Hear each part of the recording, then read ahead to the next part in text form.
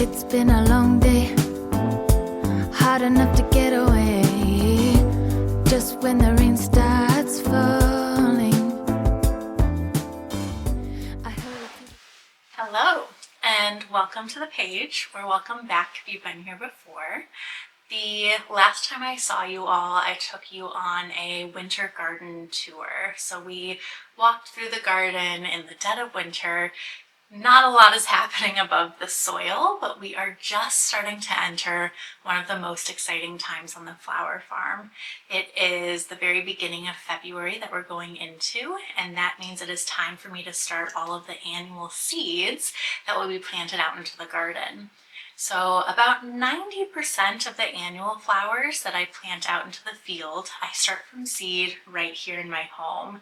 I have a grow station set up in my basement, and from that small little station, I start thousands and thousands and thousands of seedlings, and I start transferring them out into the garden when the temps warm up and get them planted out eventually in late spring or early summer. Annual flowers are flowers that need to be started fresh each year. So things like zinnias and cosmos and snapdragons. These are all flowers that don't necessarily survive the really harsh winters we have in my growing zone here in Wisconsin, or flowers that just have a shorter life and need to be started more frequently to grow abundantly for cutting. So today we are going to be going through my seed toolbox. So this is just how I store all of my seeds in the off season. We're going to go through packet by packet, and I'm going to show you everything I'll be starting. There is another flowery person, Rosen from Verde Flower Co.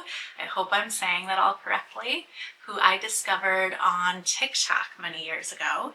And about this time last year, she went through all of her seed packets and shared everything she'd be starting.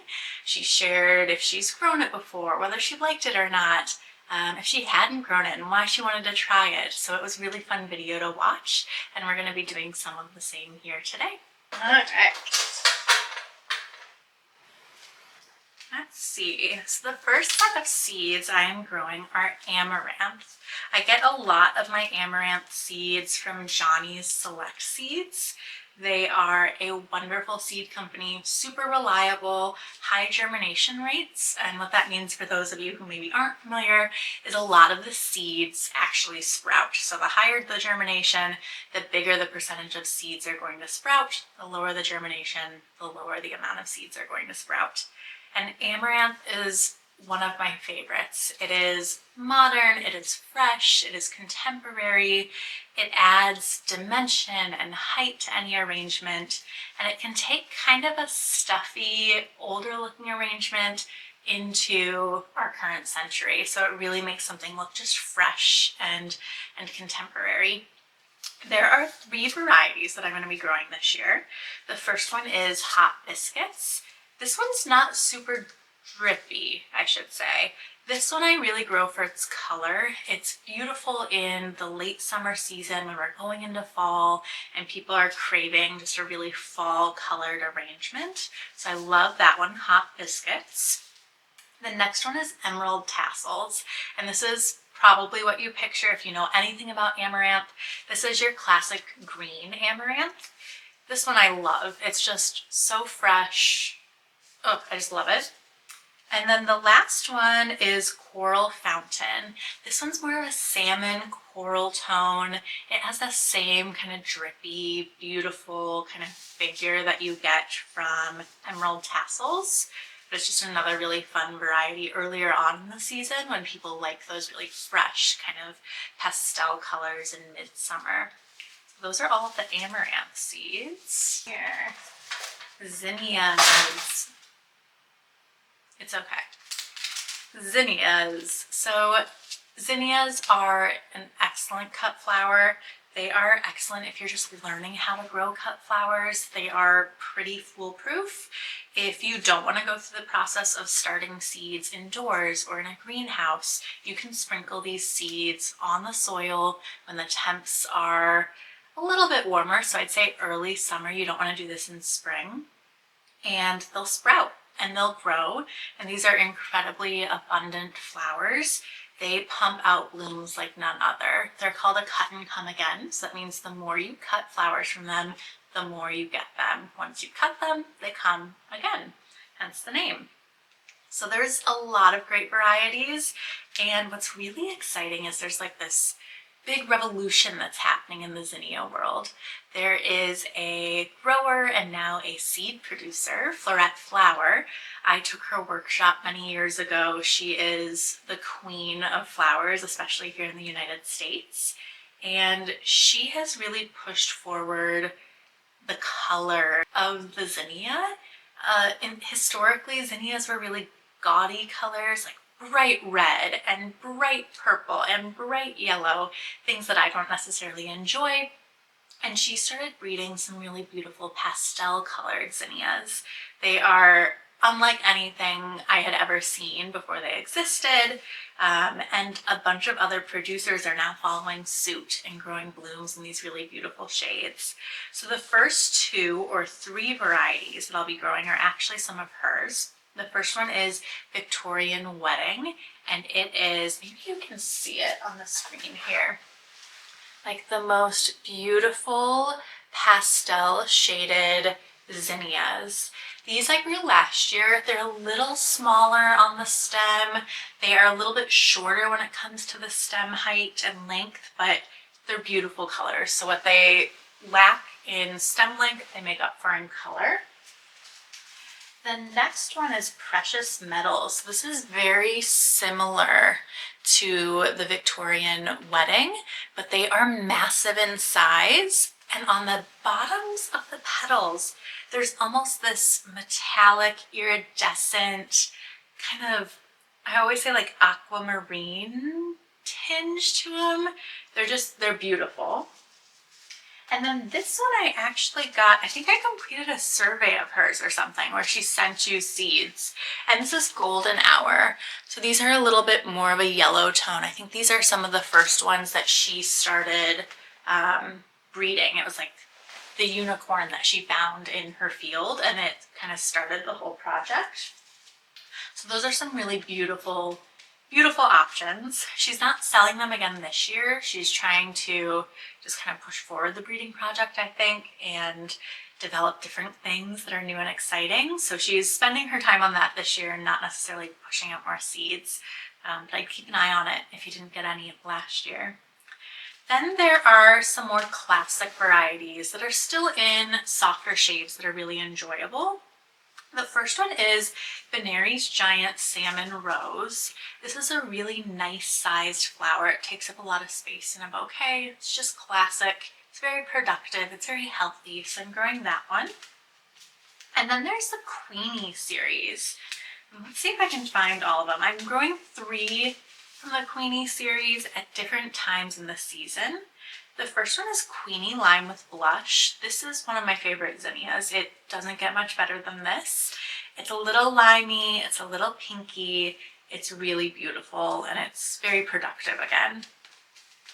Queen Lime Orange or Queenie Lime Orange, not my personal favorite, but I do like to do a succession of this at the end of the season. Again, for those people who love a fall colored bouquet, and for my bouquet subscribers who want to see maybe some different colors throughout the season. So Queen Lime Orange, and then Queen Lime Red, another staple. This one's very similar to the Queen Lime Blush, or the pinky one. It's just a little bit deeper, a little bit more concentrated color, so still really beautiful. Some other classics in here, Oklahoma Salmon. It's similar to that Benary's Giant Salmon. It's just a little bit smaller, so it adds some good dimension to a bouquet. And then these are 2, I'm not sure exactly what I'm going to do with these yet. I may plant these in my personal garden. I always do a little trial garden, or it just might be worth plugging them into the field right off the bat. We'll see. Johnny Selected Seeds actually bred their own varieties as well, and they're in those same beautiful colors that the Floret varieties are. And just because they're so reliable, these seed producers, I'm really excited to see these. So one's called Aurora OG, and the other is Ballerina. So these came up kind of after I finalized my garden plan. I saw them, I had to have them. They're here now, so they'll find a place somewhere, maybe. We'll see. So those are all the zinnias. Let's see what's next over here. I feel like Mary Poppins pulling seeds out of this toolbox. Scabiosa. It always makes me feel like I'm Hermione and Harry Potter when I say that one. Scabiosa. But they are beautiful. They are a pain to harvest. So I have grown lots of different varieties of these. They kind of look like little ice cream scoops when I show you the pictures. They're beautiful, but I'm going to be cutting down how many of them I'm growing this year just because they get tangled in the field. They're really time intensive to harvest. So while I still love them and they have earned their keep still for me, I'm not growing as many. The two that I'm growing are in shades of like white and linen and cream. The first one's just a Fama white variety, a very standard white. That's really beautiful for like wedding work and things. I do bulk and DIY bloom buckets where you pick up buckets that you can arrange on your own for florals for weddings. And then I also started a la carte florals this year where I have kind of the set floral menu. You give me your color palette and I make the same arrangements for you on your wedding day from the menu. And I think both of these will be beautiful in those. The other one is Fata Morgana.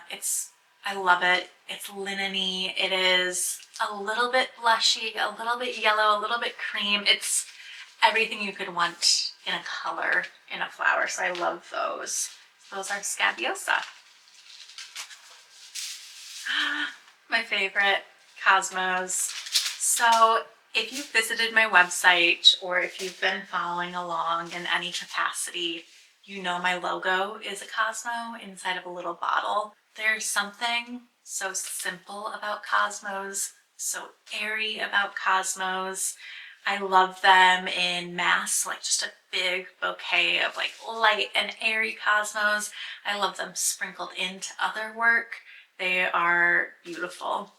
The very like basic Cosmo, that's one of my favorites. Let's see, here it is. Afternoon White is the exact one that's in my logo. It is a beautiful complement to any arrangement. It will fool you for a daisy if you're not like really into flowers. But it's beautiful. I love it. So there's Afternoon White. Apricota is maybe a close second for my favorite flower ever. I absolutely love the colors that this variety gives me. It is pinky and apricot-y and blushy all at the same time. And then there's these little tiny bits of yellow that pop through. So it's almost like it gives itself its own light. It has like these just little streaks that look like a sunshine is hitting it perfectly. So those are beautiful. And then the last one is a cupcake variety. And these almost look like cupcake tins. I don't know how else to describe it. They're like these little scoops and they have these little ridges that look like a cupcake tin. And the color's beautiful, the shape's really fun and unique. So Cupcake Blush. Those are the three that I'll be growing in really large quantities this year. Ooh, okay. I know I keep saying this. I get excited about like every variety I'm pulling out, but I really narrowed it down this year to the varieties I've tried. They're tried and true. I know I love them. So I'm really excited about this season. And we're back. You would never know, but the camera died. I am still learning how to use this thing, and I'm the person whose phone is always dead or dying, so keeping another device consistently charged is yet another task on the endless to-do list, but we're figuring it out. We're making it work. The next thing that I will be planting out, or starting from seed, are sweet peas. And sweet peas are one of my favorites. They grow on these tall, beautiful vines. At the peak of summer, they get up to like 7 feet tall, which is just crazy. They're fragrant. They're unmatched in the garden. They also start to bloom at a time where there's not a lot of other stuff blooming in the garden. So I may have some perennials blooming very late in spring or early in summer, but sweet peas are really the showcase then. A lot of the sweet pea growers who produce seed here in the United States are retiring, which is really unfortunate. It means it's much more challenging to get my hands on the seed that I want each season. The positive is it's incredibly easy to save your own seed. So this was on my list last year, was to pick out the varieties that I loved growing and save the seed pods at the end of the year. You just dry them out, you can store them in your freezer. It's super simple, but I had some life things pop up and it just didn't happen. And now I'm struggling to find a couple of the varieties that I wanted to bring back this year. So very high on my priority list this year is save my sweet pea seed so I am prepared and ready going into the next growing season. The varieties I have here, I've grown most of them. There's a couple that are new to me though. So the first one is Albert Blue. This is a very beautiful blue variety. Blue is so nice to have to work into bouquets. It adds just a really fresh component. This is a really light pastel-y blue, so it almost leans a little lavender as well. It's not too in your face, so a great variety. Jill Walton is the next one. I love this variety. This is one that I'm having a hard time sourcing this year. But I have a couple seeds left and I'm going to milk every last one for blooms. This is kind of pinky. It's more of a true ballet slipper pink. Like if you actually went and got ballerina slippers that are a little leathery, a little linen-y. They're gorgeous. It's not too pink, if that makes sense. The next one here, falling in my lap, is April in Paris. And I have to show you guys this one. This is just a watercolor or a painting that the seed seller has on their packet, but it's beautiful. Paris and France just has a special place in my heart. It's one of the first places my husband and I went on vacation together. We went back to France, in the south of France, in Paris for our honeymoon. So we love it there. I love that it's in the name, but it's also just beautiful. It's got that kind of creamy yellow linen color towards the center of the petals, and then this dusty antique lavender on the edge of the petals. There's nothing like this one. See what else is in my sweet pea pile. Royal Wedding. This one's new for me this year. This is a standard white. A bunch of my florists love a white sweet pea. I'm not a big white flower person. They're okay in small quantities. I'm not the person you go to if you want an all white wedding by any means, but they have their place. So this is a new white variety for me. More April in Paris. Raspberry Twirl is new to me this year. So this is another one from Renee's. I get it to focus. There we go. Renee's garden. It looked really fun. So I said, why not? Let's try it. Let's do it in the trial patch. And those are all of the sweet peas for this year. So a little blue, a little pink, a little purple, a little white. Ooh, next up are Snapdragons. And I love a Snapdragon. Outside of Pansies, I think a Snapdragon was the first flower I ever started from seed indoors. And they're just beautiful. They make up a lot of my early summer bouquets for my bouquet subscribers. They're definitely a staple here. There are some really beautiful, delicate varieties that I tend to stay away from. So things like Madame Butterfly. I just find the stems don't get as long. The flowers aren't as beautiful. And maybe not as beautiful, but there's just not as many flowers per stem, if you will, so they don't have as much of a punch in a bouquet. And I do use these a ton in those very early summer bouquet subscription bouquets. So I grow a ton of the Potomac series. It's really the only variety I think I'm growing this year because I find the timing works out really well for bouquet subscribers. So the first color I'm doing in that variety is Apple Blossom. This one's beautiful. It's white and then it's got little touches of pink on each petal. Really beautiful. Lavender. This is less of an antique lavender that I normally gravitate towards. This is a little bit more in your face. But the times of the years that it's blooming, it makes sense in a bouquet. It's kind of during that peak summertime, early July, mid-July, when people love seeing a color. You can hear my dog again over there. He's wrestling whatever toy he's discovered. So sorry if there's background noise. And the last one is orange. And my trend gauge for this year is there's going to be a little bit more orange. And maybe my painting that I have behind me is speaking to that. It's not normally a color I love. I don't love like construction color orange, but things like marigolds and little pops of oranges in bouquets I'm finding to be really fresh and modern and beautiful. So that's my trend prediction. and maybe it will only be trending in my garden, but orange is the last Snapdragon variety.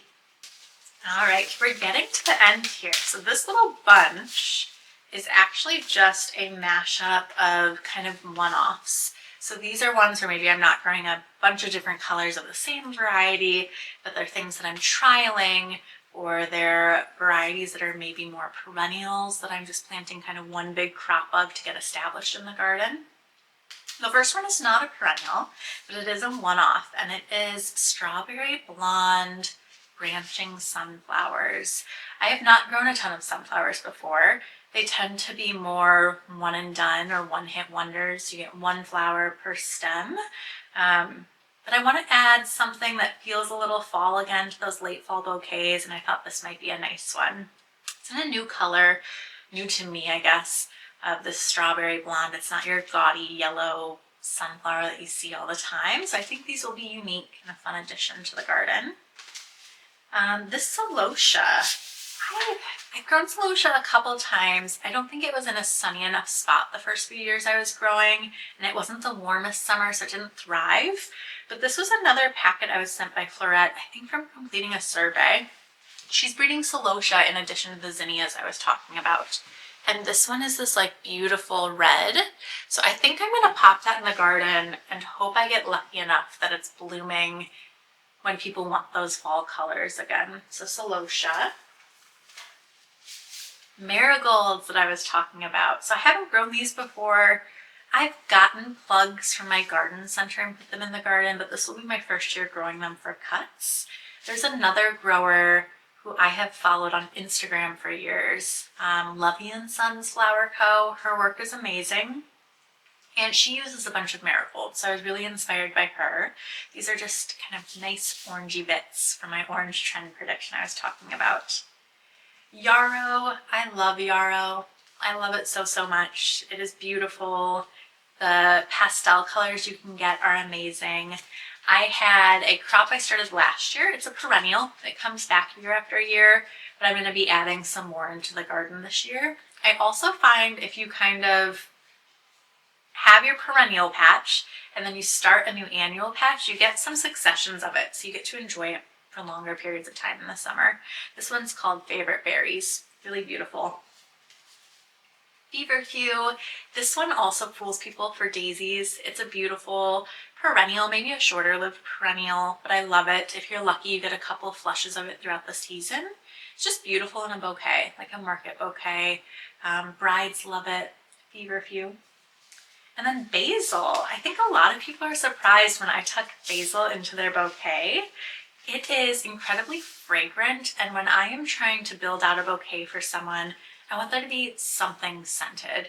A lot of flowers have actually been bred to last longer in a vase, and while that has been prioritized, scent and fragrance has been bred out of them. So basil is an amazing way to add some fragrance into a summer bouquet. And I grow two varieties that I really love. I've grown these for years and years and years. The first is Mr. Burns Lemon, and this variety smells like citrus. It's very green and very poppy in a bouquet, almost a chartreuse color if I had to say, and it grows these gorgeous seed pods that add a lot of textural elements to an arrangement. So Mr. Burns Lemon, and then Amethyst Improved is the other, and I've always called this like the Hocus Pocus. I don't know why, or Practical Magic is one of my all-time favorite movies forever and ever. The gardens, the witchcraft, the house. I mean, that house is amazing. But the color of this just reminds me of those two things. I don't know why. It's this beautiful purple, and the underside of the leaves has a metallic, shimmery quality to it. They're both beautiful in bouquets. So basil. What else do we have in here? I think that is most of my one-offs. So last but certainly not least are pansies. A lot of people have underestimated the abilities, I guess, of a pansy in the garden. There are a lot of varieties that don't stretch. They grow really short to the ground and they're not great for cutting. I find those varieties, though, are great in a summer cocktail. I love using them on top of a little glass of champagne. At our wedding, we had champagne with flowers in it, so it always reminds me of that. I also love baking with them, so those are great uses if you get shorter varieties. And then the varieties that I really like to grow are ones that you can kind of fool or train or trick into growing really tall. So there's a couple things I do to do that. I like to plant them at the base of my sweet peas. So throughout the day as the sweet peas cast some shadow over them, they're learning to stretch up towards the light. I plant them in crates a ton. So I plant them in these tulip bulb crates that I get when I order in bulbs every year. And I fill those with dirt, and I cram about 25, if not 30 per crate. I cram them really tight and close with each other. So again, they're competing with each other and they're trying to grow taller for that sunlight. So those are just a couple of my tricks, but I absolutely love them. The varieties I'm growing this year, 2 are new to me. I don't rely on these for staples, so it's something that I like to have fun with. The first one is Floral Power Plum from Johnny's Select. Beautiful kind of lavender tones. I think they'll look great in the garden underneath the sweet peas, and then hopefully they'll be fun in arrangements. I don't know if I'm going to say this one right. Ellesmere king size. These ones are just really big. Johnny's always says these are the ones that are going to get to the length you would want to cut and put in an arrangement the fastest, the quickest. So that one's added onto the list. Not my favorite colors by any means, but worth growing for sure. And then the last one is Nature Antique Shades. These are in some of the most beautiful shades of reds and salmon tones and light creamy yellows. So really beautiful. I find their stems don't do great in a bouquet, but you can train them to be long enough for an arrangement, something that's more stationary. So another variety I love. So it looks like that is all of the seed that I'll be starting from scratch this growing season. Thank you so much for following along today and learning a little bit more about the garden. If you've been enjoying these videos, definitely subscribe and turn on notifications.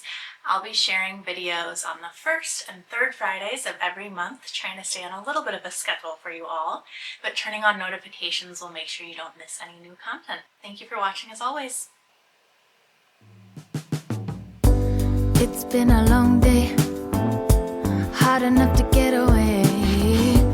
Just when the rain starts falling, I hurry to the city train. I take it every other day, and I look for you there, rain soaking your hair. My favorite city street.